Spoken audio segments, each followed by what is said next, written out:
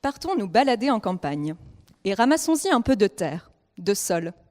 Nous pourrions y trouver des lombrics, des fourmis et plein d'autres êtres vivants. Mon dada à moi, ce sont ceux que l'on ne voit pas, les micro-organismes, et plus particulièrement les bactéries, qui représentent plus d'1 milliard d'individus répartis en 10 000 espèces différentes dans un seul gramme de sol. Parmi ces bactéries, chacune joue un rôle précis dans le sol. C'est le cas de Mimi, la bactérie qui recycle l'azote atmosphérique en azote organique, procédé essentiel à la bonne santé de nos sols et des végétaux. Et je n'ai pas le temps de vous parler des copines de Mimi, mais certaines sont même indispensables à la croissance des plantes. Vous l'aurez compris, les bactéries sont essentielles au bon fonctionnement de ce que l'on peut appeler l'écosystème sol. Et si l'une d'elles manque à l'appel, les répercussions sur la santé de celui-ci sont immédiates. Et malgré tout l'enthousiasme de Dame Nature pour faire de son mieux et tenter de conserver un bon fonctionnement de l'écosystème sol, celui-ci reste fragile et l'intensification des activités humaines tend à le modifier. En première ligne, l'utilisation de pesticides et notamment d'herbicides nécessaires au meilleur rendement des cultures. Parmi ces herbicides, certaines classes, comme les tricétones, inhibent une enzyme essentielle dans le développement des mauvaises herbes, les empêchant ainsi de pousser.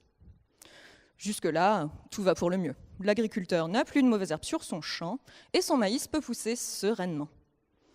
Cependant, l'enzyme inhibée par les herbicides tricétones est également présente chez de nombreux micro-organismes, et notamment chez les bactéries du sol, comme Mimi. À présent, imaginons que Mimi réagisse de la même façon que les mauvaises herbes à ce traitement. Elle pourrait disparaître de la motte de terre que nous avions récoltée lors de notre balade. Et c'est tout le fonctionnement de l'écosystème sol qui serait alors mis en danger. Par chance, chaque problème a ses solutions.